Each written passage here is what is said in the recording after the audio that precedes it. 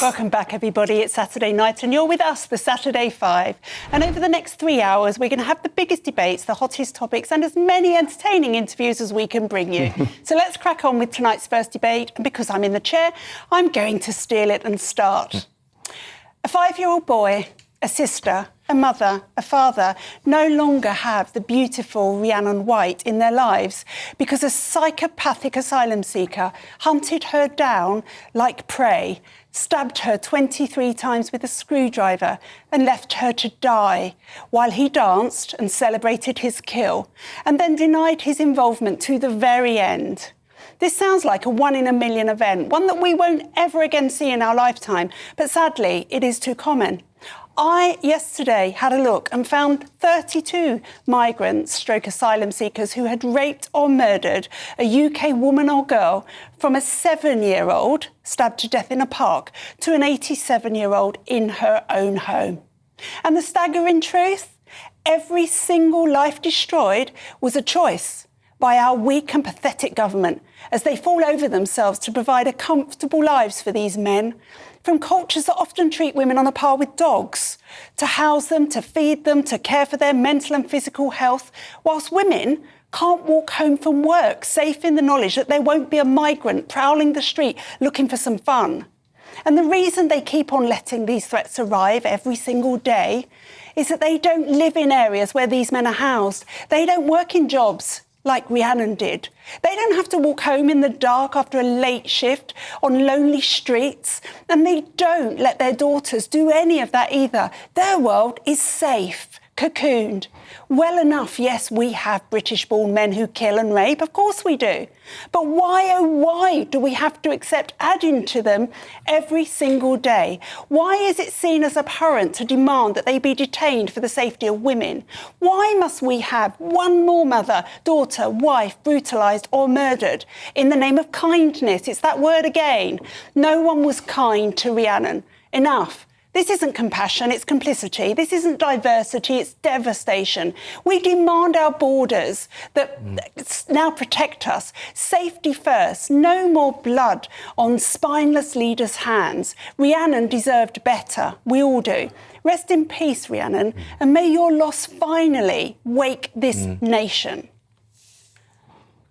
Yeah, it's been really shocking, hasn't it? And I think when we see these stories brought back up, because of course we first hear of them, don't we? Then we go silent because there's a court case or a police proceeding, and then we can't really talk about it. We can't legally we can't talk about it while there's an active case going on. And then when we get to these moments again, and you hear the brutality that was committed against her, and you think this could be avoided. Yeah. All we have to do is detain and deport people who arrive in this country illegally, and this woman would still be alive today. And that family are going to get a worse sentence than that evil creature ever will. You said shocking. It's shocking, but it's not surprising for the very reason that you said, Renee, and that this is a choice that has been made by the United Kingdom government to prioritise international law over the safety of women and children. Now, these acts are committed by evil people and they are ultimately culpable. But I do wonder whether we need to start looking at this government as being criminally responsible, partly criminally responsible for these acts. They know that if they get rid of the ECHR and the Human Rights Act and they do what is necessary, you can stop these boats in a week. The Australian example proves that. When do we stop and say, this isn't just bad policy, this is evil and this government is criminally responsible and they have blood on their hands? I think that is how we need to start approaching this and how we need to start thinking about it. Trey? It is hard. I can't defend it. When I look at the details of that, it's so horrific that I think the only thing I would push back on is there's such a push to label all asylum seekers as somehow I didn't label all asylum seekers. I know, but I think that's what we get, is a narrative that they're somehow all violent. And I don't think the case. I think what's happening is you've got some probably complete mental cases that slipping through the net because we don't know them, we don't know their background, that's the don't know point. their history. True, and I can't argue against that. You know, and I think what happened was unfortunate, but I just can't defend it. The details are so horrific with this. But Kai, surely, Trey's point doesn't actually stand, because if we just didn't let anyone in, or we put them into locked detention centres until we know if they're suffering from some mental illness or they're going to be a danger, none of these women will be dead. Yeah, no, I'm just going to push back maybe a bit more forcefully than Trey, if I may. The question at the heart of all of this is, how do you stop people being murdered? And the guarantee is What? that, Alex, No, it's you not. say, yes, because let me quote you back. You say this could have been avoided. Yes. You are Yes. selling, Yes. you are Speak. selling to the British people a lie. If tomorrow you kicked out every asylum seeker and every foreign criminal, every foreigner out of this country, the drop in the crime rate, yeah, you'd have an impact, but it would be negligible. Can I- There are Negligible, hundreds those many of people thousands- murdered. May There I are respond? hundreds of May I thousands of convictions and arrests in this country every year. We don't have the stats on the migration status of those people. Every single one of these cases is depraved, disgusting. This particular case is horrific. But to take that as the one example and extrapolate it out to make all asylum seekers and are 32 that migrants... found. Can I respond to you? I said this was totally avoidable, and it absolutely was. But it simply hang on, isn't, I Alex, listen is to you. it? You listen to me. If that man wasn't in this country and he was detained and deported Rhiannon because would he be alive. illegally broke into this country, answer the question yes or no. Would Rhiannon Whyte still be alive today? So Answer yes or no. if we had no tourists in this Can I country, if we had no tourists in this country, we wouldn't have tourists Answer committing the crimes. question. It's You a said- ridiculous question. You said I'm making it up, that this was unavoidable. Answer the question. Would Rhiannon Whyte be alive today? Yes or no if that man was detained and deported? Yes. Right. Right. It Enough. was But avoidable. the idea that stopping migration magically solves all crime It would have saved No, one is person's exactly life. the Hang on. implication of what you're saying. And Trey said that the implication of what you're saying If one is that, person that can all be migrants saved, are like this. That if is exactly no what one you're has saying. said that. That's Nobody right. has But said it's that. exactly what you're You implying. have said that. Hang on. It's exactly what you're implying. Trey, unfortunately, put that in our mouths. I didn't say that. Renee didn't say that. Yeah. And Trey was out of order to have insinuated that Renee had Yes. said it. I never said that either, right? Alex. I said it was avoidable that this could have happened if this man wasn't let into this country. One person dying is one person too many, Right. Kai. And when you lefties get that, this country will start healing. But I'm you have gonna to come get to the back at you programme. as That's well. why you're all completely failing in the polls. Because it's not true. Can I just come back on the measures that the Labour government has brought in to avoid this? I want the to say sensible something. measures. I want to say something.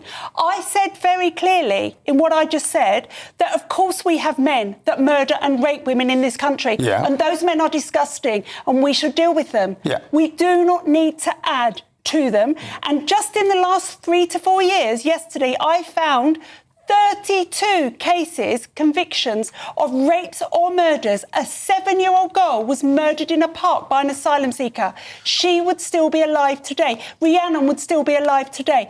None of us said it's all asylum seekers, but if we can keep 7-year-olds alive by not having them here, then that should be done. Can I just say, No Kai, before- migration at all. Kai, this is There we go. illegal See, migration. that's- Stop. that's the- But no Stop. migration at all is a nonsense argument, Stop. and you know that. Stop. This is about illegal migration, not legal migration. We can have that conversation, but it's not what we're talking about here. The point is, this is, I think what you said was pretty abhorrent, but at the same time, it is instructive to the way that the left thinks about this issue. And that is, it is all well and good to sacrifice a few people and a few children at the expense of like the UK being seen to be good global citizens, or so that basically people in the Islington bubble can say, well, we feel morally virtuous by letting people into this It's country. not that at all. It is a prioritisation exercise. You are It is selling a choice. a lie to claim that would solve all these. Look, No one it's said just that. not the same No thing. one has said that, Kai. It's much You more have complicated. said that. And then the common You're sense placing- policies that the government is taking now, getting rid of foreign convicts, foreign criminals being let out, being deported after What 30% you're of their sentence doing rather is than 50%. It's You are not, being, Alex. You are shameless. What you are doing is twisting the words of what Renee has said and what I have said to spin a narrative that you can defend. You cannot defend this. And what Renee said was right. What I've said was right. If this man hadn't illegally broken into our country because there is too much incentive to be here, which Labour won't get on top of, and people like yourself will not listen to the pleas of people, working class people up and down this country are abandoning the left.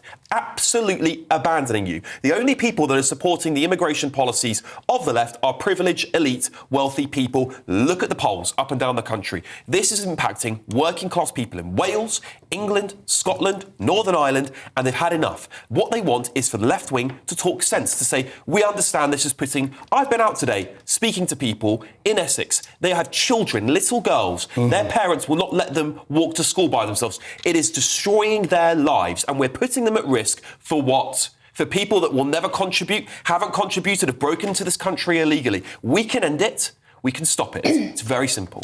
I'm sorry, I'm going to end it here because we have to. But I have to say that I think this is a conversation which is going to be continued. I think you're going to continue it later in your show. Oh, yes, we will. And we're going to hear a lot more about Rhiannon and her family and how they feel about this.